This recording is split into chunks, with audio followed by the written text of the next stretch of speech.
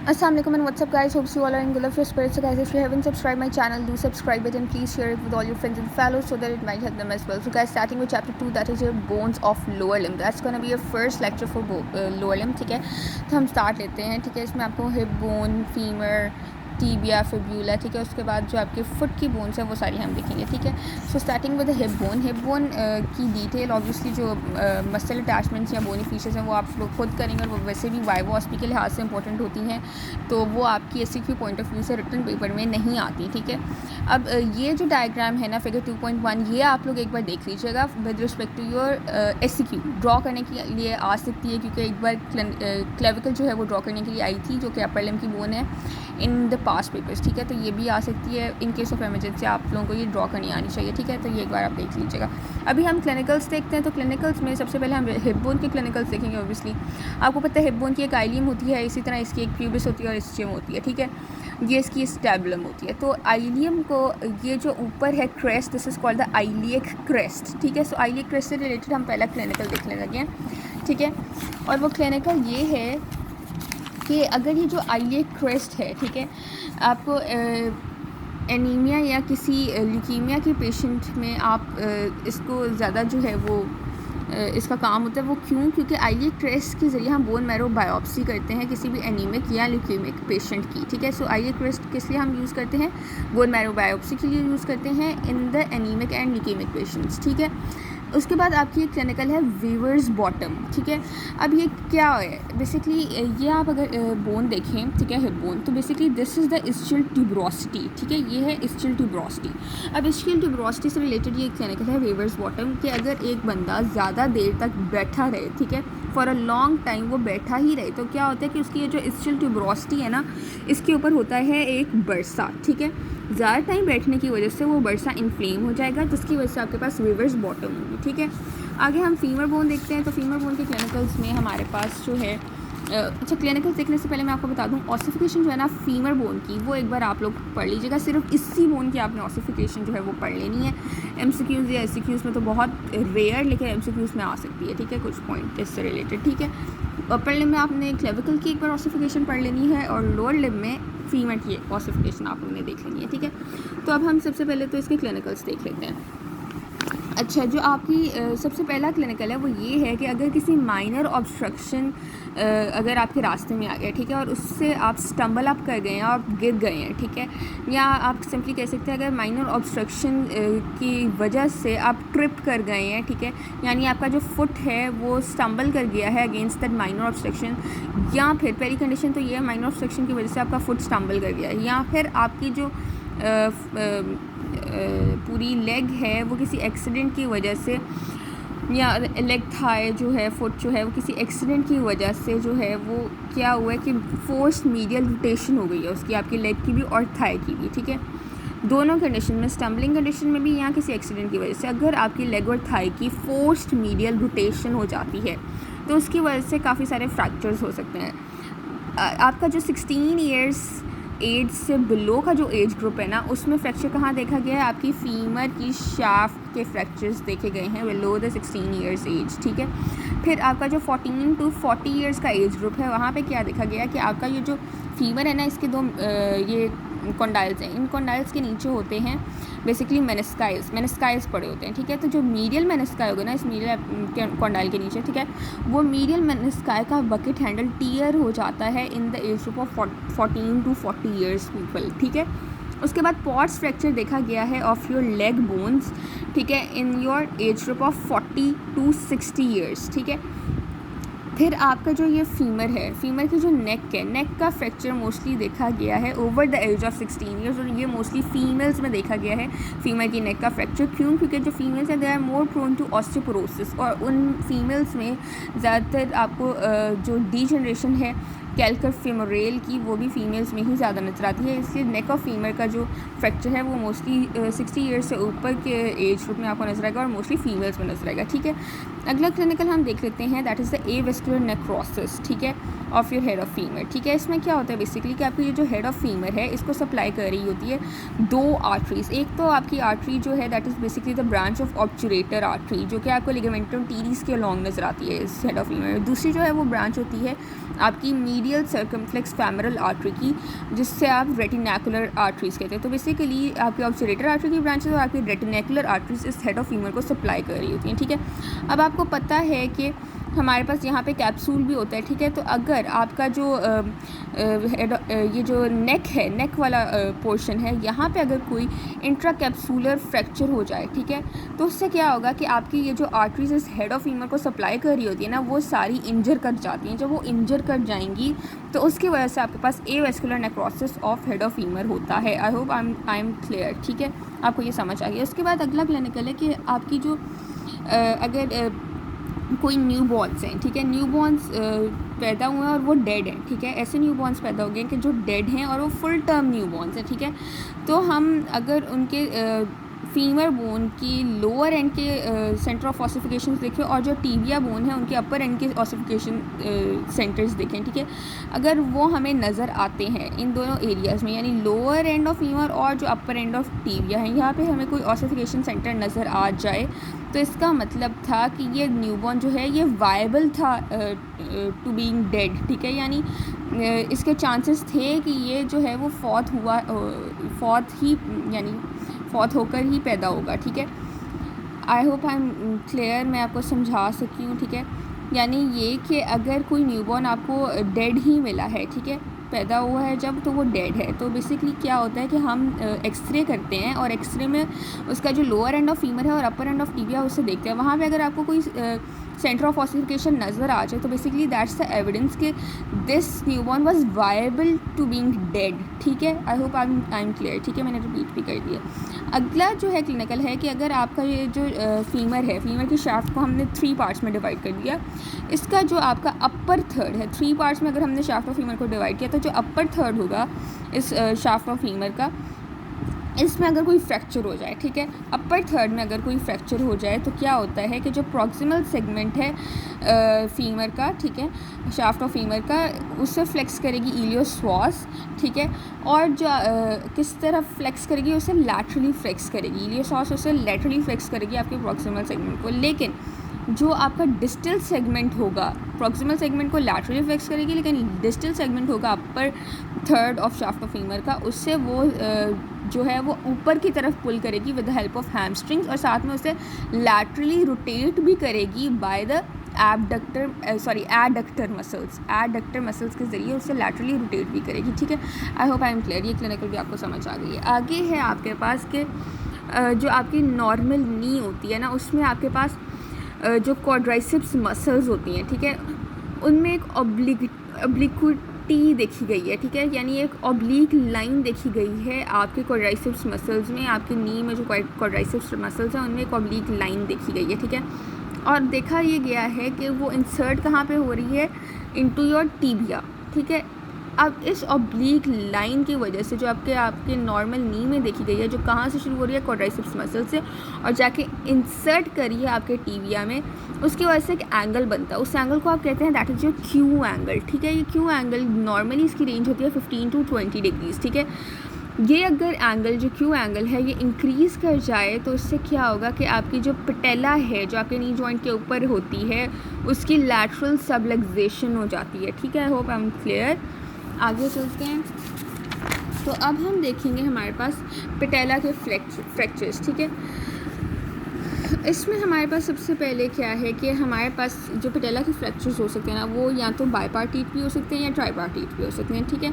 पटेला के पास एक natural tendency हो सकती है कि वो आउटवर्ड्स ही हमेशा जो है वो डिसलोकेट करेगी, ठीक है, क्योंकि अगर आप देखें आपकी ये जो फीमर बोन है, ठीक है, यूं करके फीमर बोन है, ठीक है, नीचे आपकी ये आपकी थाई है और लेट्स सपोज ये आपकी लेग है, तो थोड़ी सी ना यहाँ पे आपको पता है कि तो ऑब्वियसली टीबिया होगी, साथ फिब्यूला होगी लेग में, ठीक है, तो थोड़ी सी ऑब्लिक्विटी होती है। हमने देखा था कि आपकी जो क्यू एंगल है बेसिकली नी जॉइंट पे ही वो बन रही होती है थोड़ी सी ऑब्लिक्विटी, क्वाड्राइसेप्स मसल से वो ऑब्लिक्विटी शुरू होती है लाइन, ठीक है, और वो आके कहाँ पे आपके टीबिया में जो है वो इंसर्ट करती है। अब ये जो लाइन ऑफ ऑब्लिक्विटी है basically it causes an oblique angle, ठीक है, यहाँ पे उसकी वजह से ऑब्लिक एंगल बन जाएगा, ठीक है, तो जिसकी वजह से आपका जो ऑब्वियसली नी जॉइंट के ऊपर यहाँ पे पटेला होगा उसकी अंदर भी एक आउटवर्ड एंगुलेशन जो है वो प्रोड्यूस हो जाएगी, ठीक है, जिसकी वजह से जो पटेला है इट कैन डिसलोकेट, ठीक है, और उसके पास टेंडेंसी होती है to dislocate outwards in the outward direction due to the outward angulation between the long axis of your thigh and your leg, ठीक है। I hope I am clear.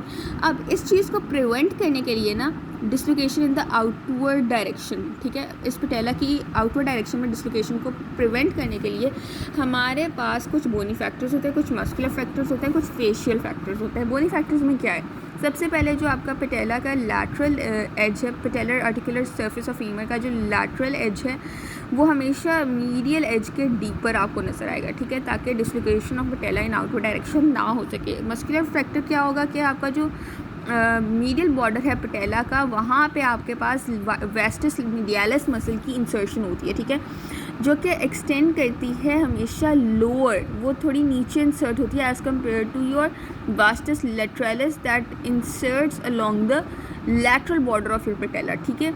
Vastus medialis की insertion हमेशा जो है वो lower होगी as compare to vastus lateralis, जो कि एक इम्पॉर्टेंट कंट्रीब्यूशन है to prevent the dislocation of patella in outward direction, ठीक है।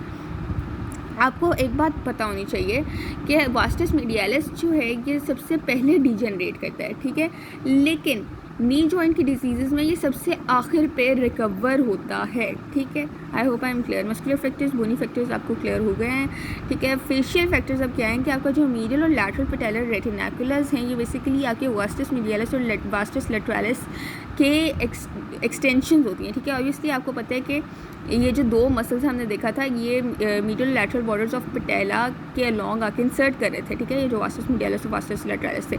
अब वो कह रहे हैं कि ये जो वास्टस मीडियालिस और वास्टस लेटरलिस हैं इनकी कुछ एक्सटेंशंस होती हैं, उन्हें हम कहते हैं कि these are the medial and lateral patellar retinaculars, ठीक है। ये जो मीडियल और लैटरल पटेलर रेटिनाकुलर्स हैं ये बेसिकली आपके जो नी जॉइंट के अलॉन्ग कैप्सूल होता है उसे स्ट्रेंथन करती है, जिसकी वजह से भी आपका पटेला जो है वो आउटवर्ड डिसलोकेट नहीं होता। सो ये जो तीन फैक्टर्स थे, bony, muscular and fascial factors, ये बेसिकली रिस्पॉन्सिबल हैं to prevent the outward dislocation of patella, ठीक है। अब हमारे पास जो ये तीनों कंपोनेंट्स हैं of the extensor apparatus of your knee joint, ठीक है, ये हेल्प करते हैं to prevent the outward dislocation of patella, ठीक है। अब अगर कोई सडन सिवियर कंट्रैक्शन हो गई है आपके क्वाड्राइसेप्स मसल की, ठीक है, और जो टीबियल ट्यूब्रोसिटी है उसकी वजह से वो क्या होगी, इट वुड बी एवर्स्ड, ठीक है। जो टीबियल ट्यूब्रोसिटी है ये हमेशा हमारे पास ऑसिफाई करती है as a downward protrusion of your upper end, ठीक है। पटेला जिसकी वजह अब पटेला जो है इसकी वजह से फ्रैक्चर हो सकता है और बर्साइटिस भी हो सकती है in the pre patellar and subcutaneous infra patellar bursa, ठीक है। ये एक बार आप लोग पढ़ लीजिएगा। आगे चलते हैं। आगे है हमारे पास क्लिनिकल ऑफ टीबिया, ठीक है, टीबिया बोन का क्लिनिकल हम देख लेते हैं। तो इसमें हमारे पास क्या है कि आपका जो टीबिया का अपर एंड है ये आपका टीबिया बोन है, इसके ये जो अपर एंड है, ठीक है, it is one of the commonest site of acute osteomyelitis, ठीक है। अपर एंड ऑफ टीबिया में हमेशा हमारे पास एक डिजीज़ होती है एक्यूट ऑस्टियोमेलाइटिस। ये हमारा ना जीए से रिलेटेड क्वेश्चन भी आया था, इस क्लिनिकल को आप लोग अच्छे से देख लीजिएगा, ठीक है। ये जी और ग्रॉस दोनों के लिहाज से इंपॉर्टेंट है। अपर एंड ऑफ टीबिया में एक्यूट ऑस्टियोमेलाइटिस हो सकता है, ठीक है। अब जो नी जॉइंट है, ठीक है, ये हमारे पास हमेशा सेफ़ रहता है, ठीक है। क्योंकि बेशक अगर अपर एंड ऑफ टीबिया में ऑस्टियोमेलाइटिस हो गया लेकिन इसकी वजह से नी जॉइंट अफेक्ट नहीं होगा, ठीक है, वो सेफ़ ही रहेगा। क्योंकि जो कैप्सूल है वो हमेशा अटैच्ड होता है near the articular margins of this tibia, ठीक है। टीबिया के जो आर्टिकुलर मार्जिन होंगे हमेशा उसके साथ आपके जो कैप्सूल है वो अटैच्ड होगा, ठीक है, और हमेशा ये आपको एपिफिजियल लाइन के प्रॉक्सिमली नज़र आएगा, ठीक है। तो इसलिए हमारे पास जो एक्यूट ऑस्टियोमेलाइटिस है चाहे वो आपकी टीबिया को आपके अपर एंड को अफेक्ट करेगा लेकिन वो कभी भी नी जॉइंट को अफेक्ट नहीं करेगा, उससे वो सेफ कंडीशन में ही रखेगा, ठीक है। अब आपका जो टीबिया है इट इज़ कॉमनली फ्रैक्चर्ड किस जगह पे, अगर आप टीबिया को डिवाइड कर दें into 3 parts 1, 2 and this is obviously नीचे 3, 1 2 और 3 पार्ट्स में हमने टिबिया को डिवाइड कर दिया। जो अपर 2/3 वाला पोर्शन है और जो उसके नीचे लोअर 1/3 का पोर्शन है, इनके जंक्शन पे, ठीक है, क्या होगा, हमारे पास जो शाफ्ट है वो बहुत पतली होती है, ठीक है। इस एरिया में जो शाफ्ट है वो थोड़ी सी पतली होती है, इसलिए यहाँ पे फ्रैक्चर्स जो हैं वो ज़्यादा होंगे, ठीक है। ऐसे फ्रैक्चर्स जो हैं ये आहिस्ता आहिस्ता जो है वो हील अप करेंगे, ठीक है। और यहाँ पे जो है वो बोन है वो इतनी जल्दी वो यूनाइट नहीं करती, क्योंकि जो ब्लड सप्लाई है इस पार्ट को वो थोड़ी पुअर होती है, ठीक है। जिसकी वजह से हमारे पास क्या हो सकता है कि न्यूट्रिएंट आर्टरी भी आपकी टीयर कर सकती है इन दिस एरिया, ठीक है। आप इसके बाद वो कहता है कि जो आपकी फॉरवर्ड डिस्लोकेशन है टिबिया की ऑन द टेलस बोन, उसकी वजह से क्या होगा, ऑब्वियसली इनके नीचे होती हैं आपके कुछ tarsal bones of your foot, ठीक है। तो इसके नीचे जो है टिबिया के लोअर एंड के नीचे आपके पास टेलस होगी। अब टिबिया अगर फॉरवर्ड डिस्लोकेट कर जाए ऑन दैट टेलस बोन, तो इसकी वजह से करेक्टरिस्टिक प्रोमिनेंस आपको आपकी हील में नज़र आएगी, ठीक है, जो कि एक कॉमनेस्ट टाइप है of the injury of the ankle, ठीक है। I hope I am clear. आगे हम देखते हैं, तो अब है हमारे पास बहुत इंपॉर्टेंट क्लिनिकल, दो इंपॉर्टेंट क्लिनिकल्स हैं आपके पास, एक है पॉट्स फ्रैक्चर और दूसरा है फुट ड्रॉप, ठीक है। सबसे पहले हम बोन ग्राफ्ट देखते हैं कि कौन सी बोन्स जो हैं उधर से बोन ग्राफ्ट लिया जाता है। कभी कभी क्या होता है कि जो सर्जन्स हैं उनको किसी एक बोन से थोड़ा सा पीस लेना पड़ता है, ठीक है, ताकि जो दूसरी बोन है उसको रिपेयर किया जा सके जहाँ पे थोड़ा सा डिफेक्ट है, तो ठीक है। तो उससे हम कहते हैं, इस प्रोसीजर को हम कहते हैं दैट इज़ बोन ग्राफ्ट, ठीक है।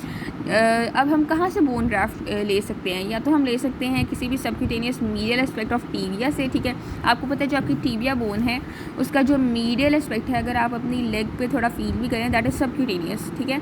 आपको टिबिया बोन फील होगी आपके मीडियल एस्पेक्ट ऑफ लेग पे, ठीक है। तो हम या तो मीडियल एस्पेक्ट ऑफ टिबिया से बोन ग्राफ्ट ले सकते हैं, या फिर आप शाफ्ट ऑफ फिब्यूला से बोन ग्राफ्ट ले सकते हैं, ठीक है।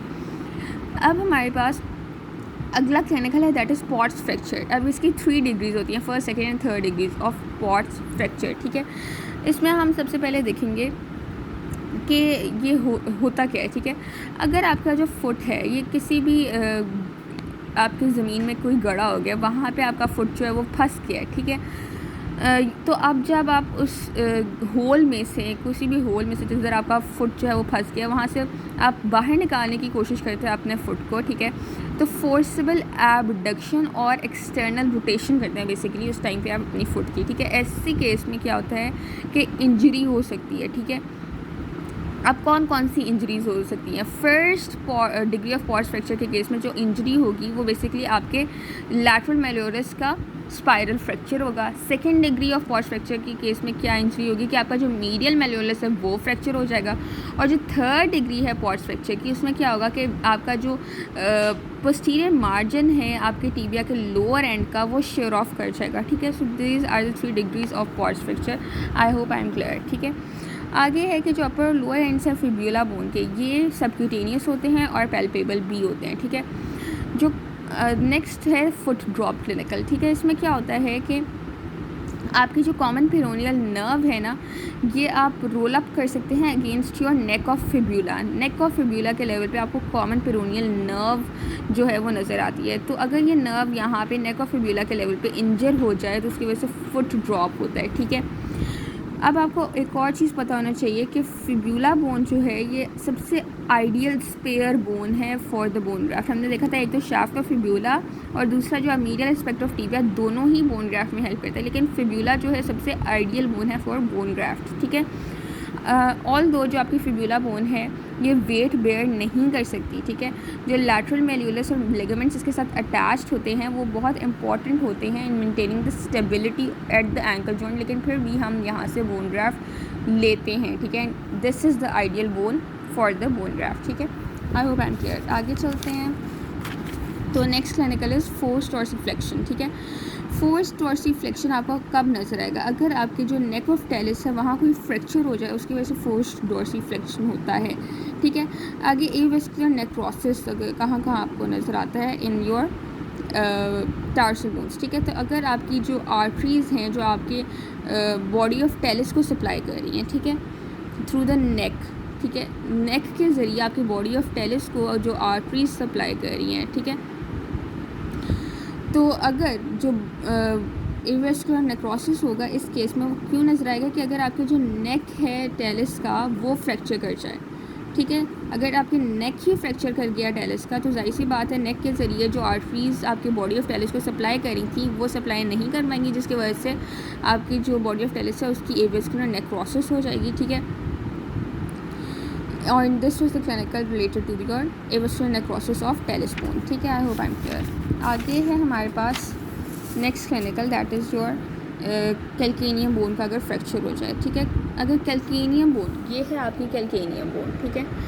कैल्केनियम बोन का अगर फ्रैक्चर हो जाए तो उससे क्या होगा कि बेसिकली ये होता किस वजह से होगा, क्या होगा नहीं, ये होता किस वजह से है कि अगर आप बहुत हाइट से गिरते हैं तो जो बोन सबसे ज़्यादा फ्रैक्चर हो सकती है that is calcaneum. Calcaneum is most prone to fracture अगर आप किसी हाइट से गिर रहे हैं। देन सिस्टेंटैकुलम टेली, ठीक है, ये एक और बोन होती है, तो वो उसके बारे में उन्होंने लिखा हुआ है, ठीक है, कि ये कब फ्रैक्चर होगी कि अगर फोर्स्ड इन्वर्जन ऑफ फुट हो, ठीक है। ये मीडियल साइड है ना फुट की, इस तरफ अगर फोर्स्ड इन्वर्जन हो जाए आपकी फुट का तो उसकी वजह से आपकी एक बोन होती है that is called sustentaculum tele, इस फिगर में नज़र नहीं आ रही, वो जो बोन है उसका फ्रैक्चर हो सकता है। इसके अलावा जो आपकी कैल्केनियम है, ये जो कैल्केनियम बोन है इधर स्पर भी हो सकता है जो कि बहुत पेनफुल होता है। इससे रिलेटेड कैल्केनियम से रिलेटेड हमने 2 पॉइंट्स देखे कि यहाँ पे स्पर हो सकते हैं जो कि बहुत पेनफुल हो सकता है, और दूसरा ये बोन कब फ्रैक्चर होती है कि अगर कोई बहुत हाइट से कोई इंसान गिरे, ठीक है। और तीसरा हमने ये क्लिनिकल देखा था कि अगर यहाँ पे एक बोन होती है जो कि इस डायग्राम में नज़र नहीं आ रही, that is called sustentaculum tali. Sustentaculum tali का अगर फ्रैक्चर हो जाए तो उसकी वजह से हमारे पास फोर्स्ड इन्वर्जन, ठीक है, ऑफ फुट होता है इस डायरेक्शन में, यानी मीडियल साइड पे जो है फुट जो है वो इन्वर्ट हो जाएगा। आई होप आई एम क्लियर, ठीक है। आगे आपके ये एक बार टेबल आप खुद देख लीजिएगा, ठीक है, कभी भी आता नहीं है, ना ही इतना इंपॉर्टेंट है मेटाकार्पल और मेटाटार्सल बोन से रिलेटेड, ठीक है, ये टेबल है। अब लास्ट हमारे पास जो क्लिनिकल बॉक्स है ये आप देख लें, एडवेंटिशियस बर्सा, ये कब डेवलप होगा, ठीक है। ये अगर आपके पास एबनॉर्मल फ्रिक्शन या एक्सेसिव फ्रिक्शन हो जाए, ठीक है, किसी भी बर्सास के दरमियान, ठीक है, तो उसकी वजह से जो कंडीशन है that is called adventitious bursa है, ठीक है।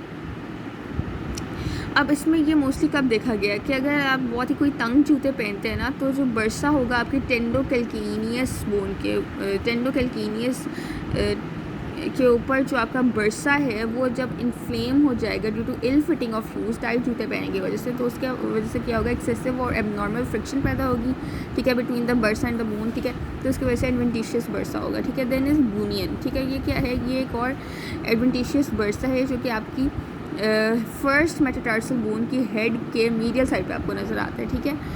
सो फर्स्ट मेटाटार्सल बोन के हेड के मीडियल साइड पे, ये आपका फर्स्ट मेटाटार्सल बोन है, ठीक है, इसके हेड के मीडियल साइड पे जो आपको एडवेंटिशियस बर्सा नजर आएगा इट इज़ कॉल्ड बूनियन, ठीक है। देन अगर आपके पास फिफ्थ मेटाटार्सल, ये है आपका फिफ्थ मेटाटार्सल जो है उसकी ट्यूब्रोसिटी, यहाँ पे उसकी ट्यूब्रोसिटी होगी, ठीक है। ट्यूब्रोसिटी अगर फिफ्थ मेटाटार्सल बोन की उधर फ्रैक्चर हो जाए, ठीक है, तो वो किस वजह से होगी बेसिकली, तो वो होगी अगर आपका जो पेरोनियस ब्रेविस मसल यहाँ पे अटैच्ड होगा उसको पुल पड़ेगी। पेरोनियस ब्रेविस मसल को अगर पुल पड़ी इस फिफ्थ मेटाटार्सल बोन पे जो कि अटैच्ड है, ठीक है, तो उसकी वजह से क्या होगा, फिफ्थ मेटाटार्सल बोन की ट्यूब्रोसिटी का फ्रैक्चर हो जाएगा, ठीक है। इसके अलावा आपकी जो सेकेंड, थर्ड और फोर्थ और फिफ्थ मेटाटार्सल बोन्स हैं इनका कॉमनली फ्रैक्चर नज़र आएगा। सेकेंड, थर्ड, फोर्थ और फिफ्थ मेटाटार्सल बोन्स का कॉमनली फ्रैक्चर आपको नज़र आता है इन सोल्जर्स एंड पुलिसमैन, ठीक है। इसीलिए आप ऐसे फ्रैक्चर को मार्च फ्रैक्चर भी कहते हैं, ठीक है। I hope I am clear. और यहाँ पे आपके ये जो सारे क्लिनिकल्स हैं इस चैप्टर के दैट आर कवर्ड, और ये चैप्टर भी आपने इसमें से यही कुछ करना है। Thanks for watching.